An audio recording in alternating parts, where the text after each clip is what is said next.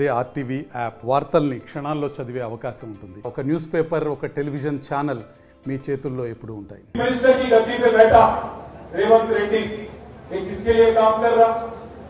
ये राहुल गांधी के लिए काम कर रहा कि नरेंद्र मोदी जी के लिए काम कर रहा है?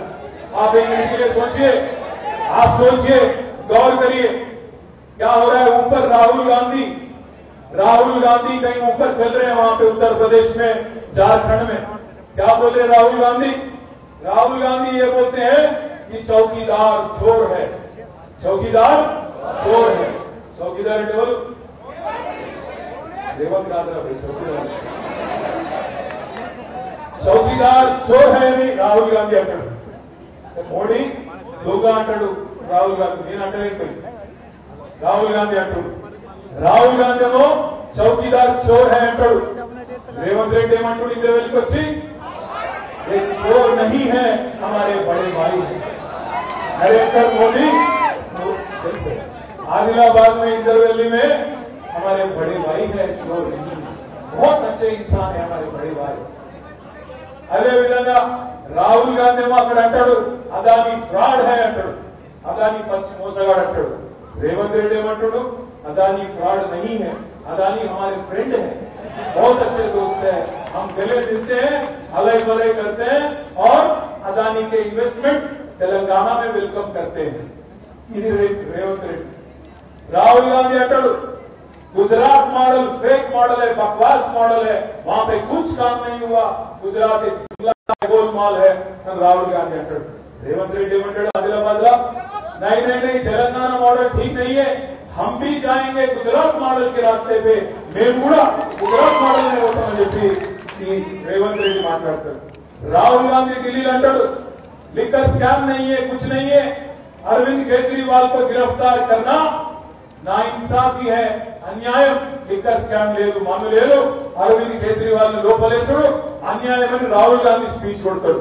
ఇక్కడున్న కాంగ్రెస్ వాడు ఏమంటాడు రేవంత్ రెడ్డి లిక్కర్ స్కామ్ అయ్యింది, కవితమ్మను అరెస్ట్ చేసుడు కరెక్టే అని ఈయన మాట్లాడతాడు. అందుకే నేను అడుగుతున్నా మిత్రులారా, ఈయన ఎవరి కోసం పనిచేస్తున్నాడు రేవంత్ రెడ్డి? ये आदमी किसके लिए काम कर रहा? ये मोदी के रास्ते पे जा रहा या राहुल गांधी के रास्ते पे जा रहा? ये आप गौर करो. నేను ఇవాళ చెప్తే మీకు ఎక్కువ చెప్తుండేమో అనిపిస్తుంది కానీ రాసి పెట్టుకోండి. పార్లమెంట్ ఎన్నికల తర్వాత తెలంగాణలో కూడా తప్పకుండా రాజకీయంగా చాలా మార్పులు జరుగుతాయి. అందులో ముఖ్యమైన మార్పు అతిపెద్ద మార్పు ఏంటంటే నెంబర్ 1 జంపింగ్ స్టార్ ఎవరంటే ఇదే రేవంత్ రెడ్డి బీజేపీకి చెప్తాడు. గుర్తుపెట్టుకోవాలనే మాట నేను విజ్ఞప్తి చేస్తా ఉన్నా. వచ్చిన ఒక 30-30 మంది ఎమ్మెల్యేలను తీసుకొని ఎక్కడ కేసులు పెడతారో ఏం చేస్తారో అనే భయంతో ఫస్ట్ జంప్ అయ్యే మనిషే రేవంత్ రెడ్డి. అందుకే మీరు చూడండి, నిన్నగాక మొన్న ఒకటి ఢిల్లీలో ఒక టీవీ షో పోయిండు. ఆ టీవీ షో ఆప్కి అదాలత్ పోతే అక్కడ కొంతమంది పిల్లల్ని అడిగిండు, మీరందరూ మొదటిసారి ఓటేస్తున్నారు, ఎవరికి ఓటేస్తారని అడిగితే వాళ్ళు ఎవరో కొంతమంది పొలాలు బీజేపీ వాళ్ళు తెచ్చిపెట్టినట్టున్నారు అన్న. పాపం తెచ్చిపెట్టిన వాళ్ళు మేము మోడీకి ఓటేస్తామన్నారు. కాంగ్రెస్ వాడు ముఖ్యమంత్రి, ఆ పిల్లగాడేమో మోడీకి ఓటేస్తాడు. ఏం చెప్పాలి? అరే తప్పు చేస్తున్నారు పోయి మోడీకి ఓటేస్తే ముంచుతాడని చెప్పాలా లేదా? రేవంత్ రెడ్డి ఏమన్నాడు? ఎరికేనా వేసుకోండి మోడీ, దాదాపు మోడీకో. కాంగ్రెస్ లో ఉన్నాడా, బీజేపీలో ఉన్నాడా, రాహుల్ గాంధీ మనిషా, మోడీ మనిషా? ఆలోచించుండ్రి, జర ఆలోచించి సోచాయించి కన్ఫ్యూజ్ కాకుండా ఆగం కాకుండా మా మైనారిటీ సోదరులు అందరూ కూడా జాగ్రత్తగా ఓటేయాలి.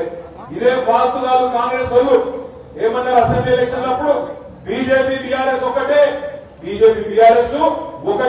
వీళ్ళు బీ టీము ఇవాళ నేను అడుగుతున్నా కాంగ్రెస్ నాయకులారా, దమ్ముంటే చెప్పండి, మీ ముఖ్యమంత్రి బీజేపీ కూడా కాంగ్రెస్ కూడా మీరు ముందు చెప్పమని చెప్పి నేను డిమాండ్ చేస్తా ఉన్నా.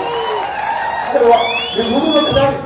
चौकीदार चोर है, नहीं बड़े भाई है, अदानी फ्रॉड है, नहीं अदानी फ्रेंड है, लिकर स्कैम हुआ, लिकर स्कैम नहीं हुआ. अदे विधंगा गुजरात मॉडल फेक है, नहीं फेक नहीं, बहुत अच्छा मॉडल है. ఎవరి కోసం పనిచేస్తున్నారు? దయచేసి ఆలోచించండి.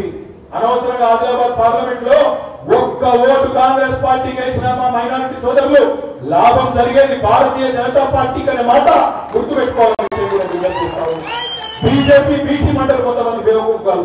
నేను అడుగుతున్నా వాళ్ళను, మొన్న జరిగిన శాసనసభ ఎన్నికల్లో బండి సంజయ్ నోడగొట్టింది ఎవరు? బీఆర్ఎస్ పార్టీ కాదా?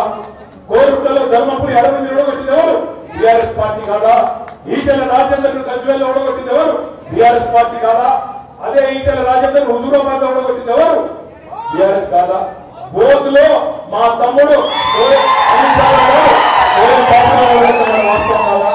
మరి బీజేపీలో ఉండే తీస్మార్ ఖాన్లను 32 ఖాన్లను ఓడగొట్టిందే టీఆర్ఎస్ అయితే మేము వాళ్ళకు టీటీ ఎట్లయితారు ఆ సన్నాసులారనే మాట కాంగ్రెస్ పార్టీ ఒక్కొక్క మాట కూడా ఇక్కడ ఉన్న మా తమ్ములను అందలను ఇక్కడికి వచ్చిన మా నాయకులను నేను అడుగుతా ఉన్నా. డేంజర్ నిజంగా చెప్పాలంటే దేశం ఉన్నది బీజేపీతోనే ఉన్నది, అందులో ఏం అనుమానం కూడా అవసరం లేదు. మీరు చూడు రేపు మాట్లాడుతున్నారు బీజేపీలు కుల్లా మాట్లాడుతున్నారు వాళ్ళు.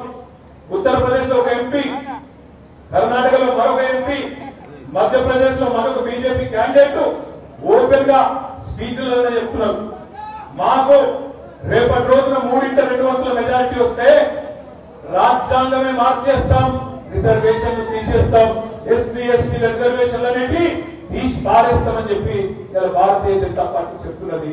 ఇది వాస్తవమా కాదా మీరే ఆలోచన చేయాలి.